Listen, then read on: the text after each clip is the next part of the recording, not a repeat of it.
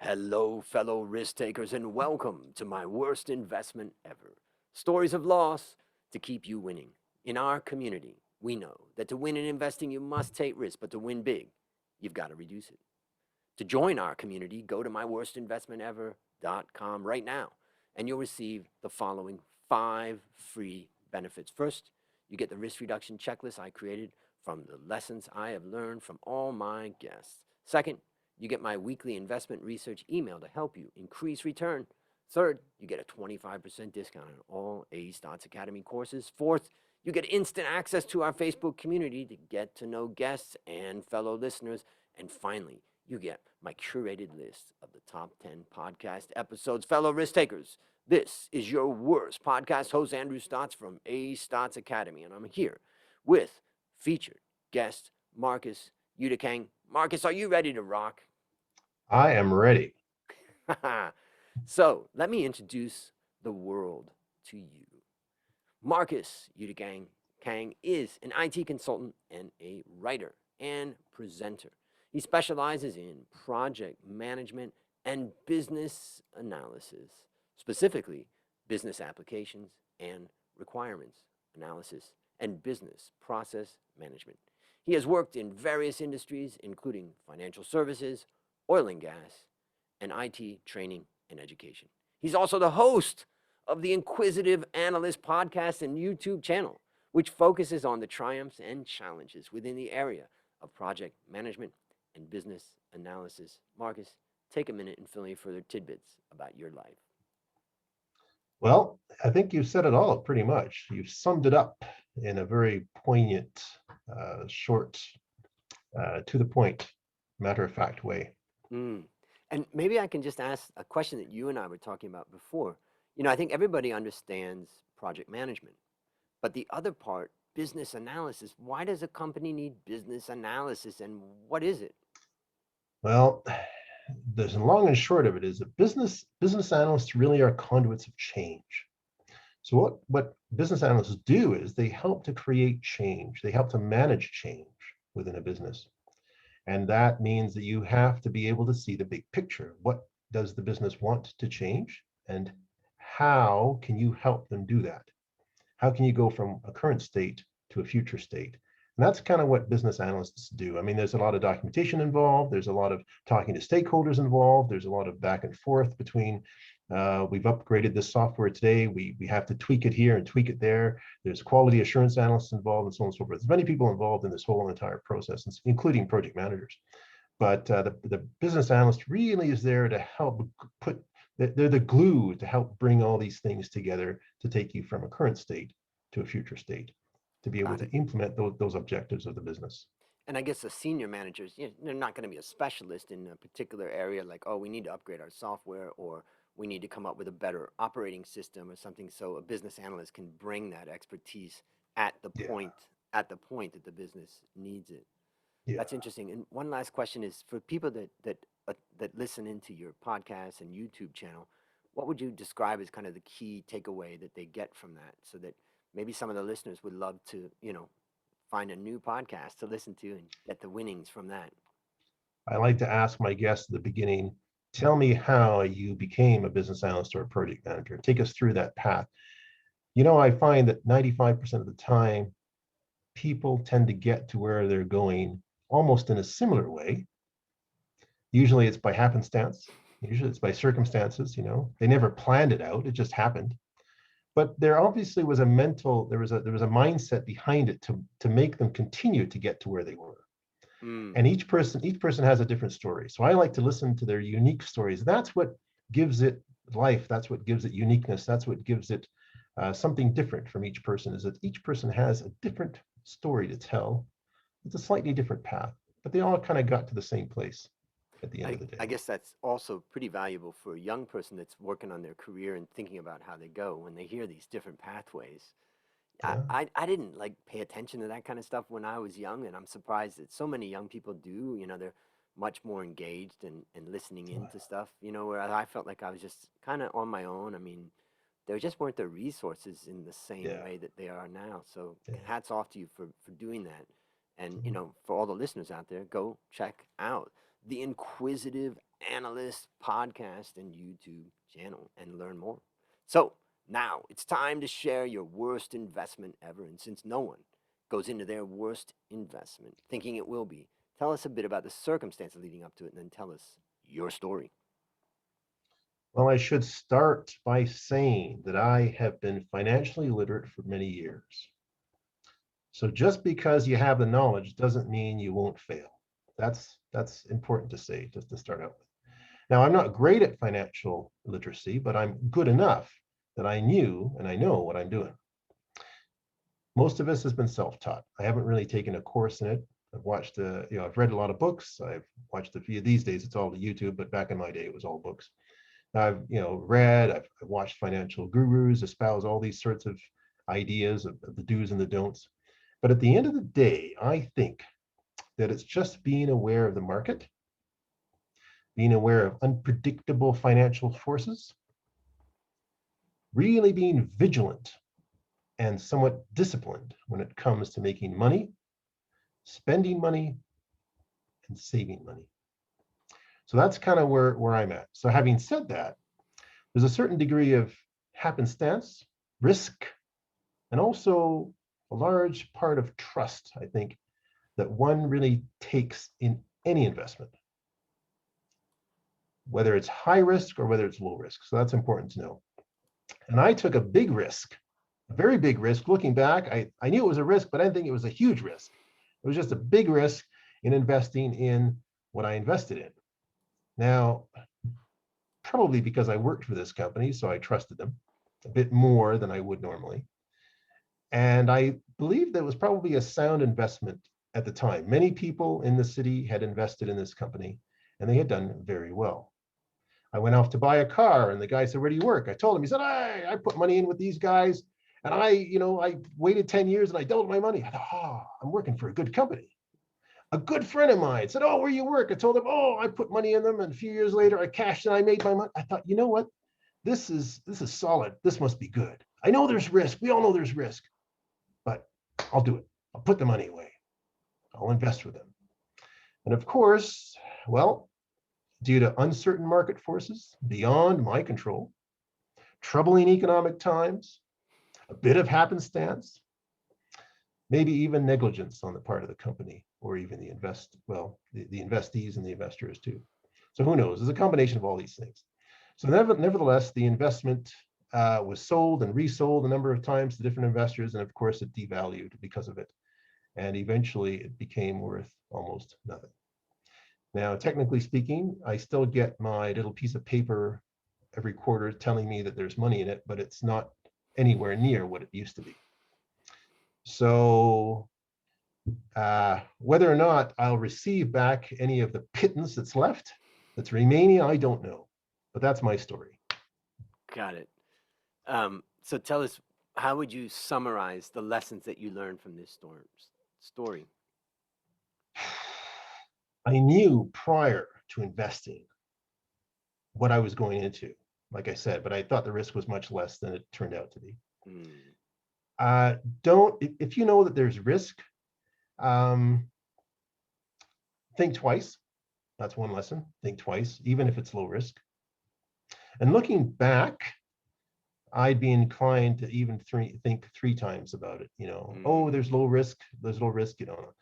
The second thing I'd say is diversify your investments. It's not to say I wasn't diversified, but I had a lot invested here, far more than I did in other areas.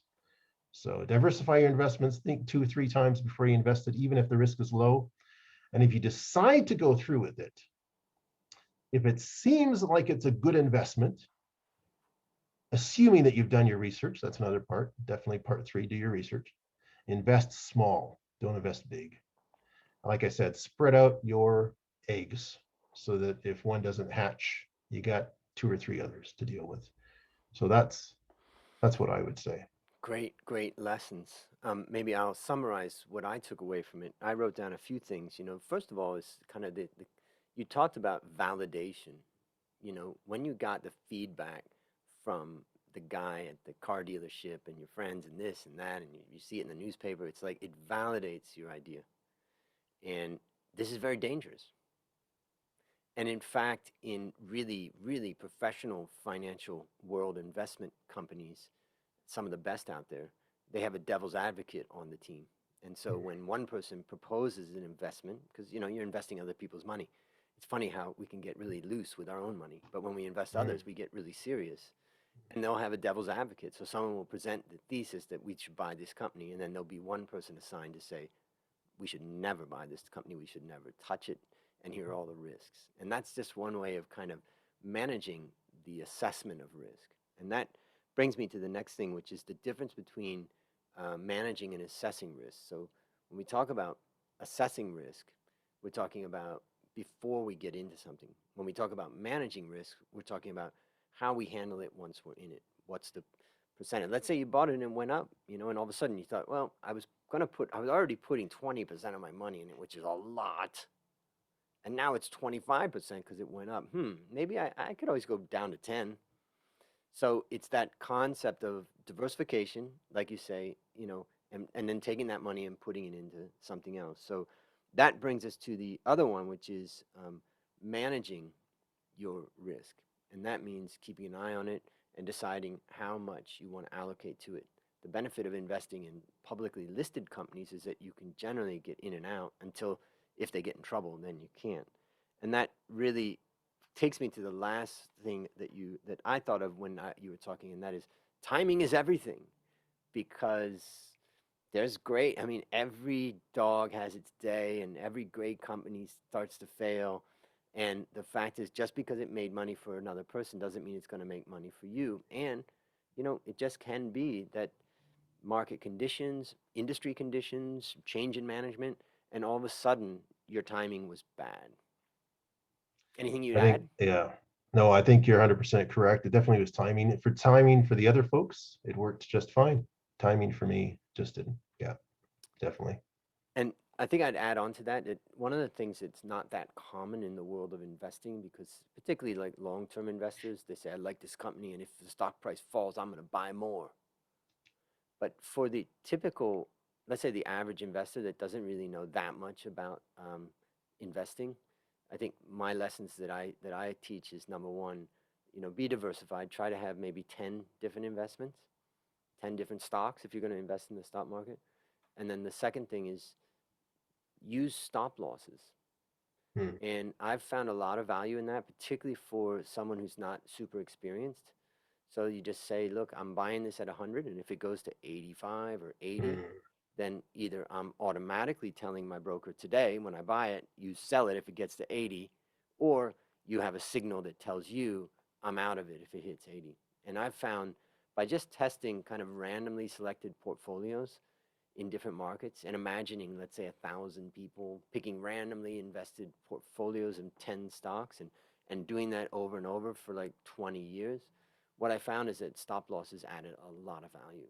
So Hmm. that's an important part because, sometimes if it's the wrong timing, a stock could just fall or an investment could just fall. And, you may have picked the right company, you just bought it at the wrong time. So get out and wait for it to come down and then reconsider it. So Hmm.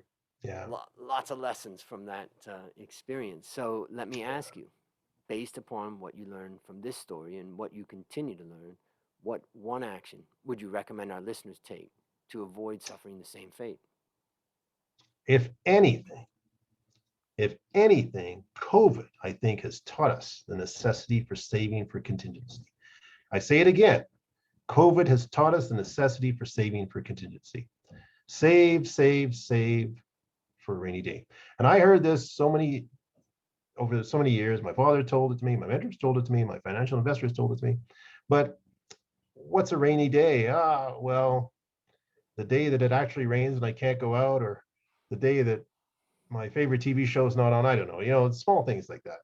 But when it really hits you, okay, fine, I didn't get paid today. I'll get paid next week. Mm, But you're always getting paid. Now people don't have jobs. People aren't getting paid. Now it's not just one rainy day, it's many rainy days. It's not just 1 week or 2 weeks. It's not just a few months. It's been a year and a half. I've seen businesses open up, obviously, And during COVID, 2 months later, they're gone, closed down. They've been around for years. How did that happen? Well, because they didn't save for a rainy day. And that goes not just for businesses, but also for people, individuals like you and I. So they say have more than 2 months of salary saved or have 6 months. The big thing was Mm. have 6 months of salary saved because it takes you about 6 months to find another job. But you know what I'd say? I'd say have at least a year's salary saved. Now that we've seen it, you know. So irrespective of any investment faux pas, Mm. there are some basic financial tenets I think anyone and everyone should abide by. Yeah. And as also, there's nothing better than the story of the turtle and the hare. It's an old story that we've all had. I grew up with it as a child. Slow sometimes wins the race. Mm. Take your time to invest over a lifetime. Start early. That's a given. If you're going to start when, maybe if you're a teenager and your parents help you out, great, even better. But, once you graduate from university or college and you start working, even if you don't go to university or college, they say put away 10%. I'd say put away 20 or 30%. Yep. Great advice. Because, I know people who even say 50%.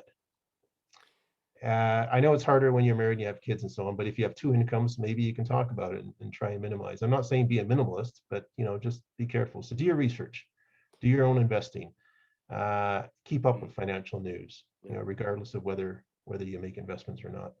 So that's So there's some real science in that recommendation because money that you save and invest at a young age has many more years to multiply and grow exponentially. So it is true that you should be actually saving a huge amount at a young age, and it will make your life so much easier. Last question. What's your sure. number one goal for the next 12 months? Keep doing what I enjoy. Could be reading, writing, speaking at events, doing a bit of travel if Yeah. we're allowed to after COVID, enjoying the weather, taking a bike ride. Keep investing, keep saving, but do what you enjoy and do it well. Beautiful. But I should say, last but not least, keep loving even your enemies. I hate to say that, but you never know. Yes, resentment rots the container it's in. All right, listeners, there you have it. Another story of loss to keep you winning. My number one goal for the next 12 months is to help you, my listener, reduce risk and increase return in your life. To achieve this, I've created our community at myworstinvestmentever.com. See you there. As we conclude, Marcus, I want to thank you again for coming on the show. And on behalf of A Stotts Academy, I hereby award you alumni status for turning your worst investment ever into your best teaching moment. Do you have any parting words for the cheering crowd? I'd say, and this goes more so to Canadians and Americans, be open to financial literacy for you and your family. Money is taboo in this country, and no one likes to talk about it, but everyone likes to make it and spend it.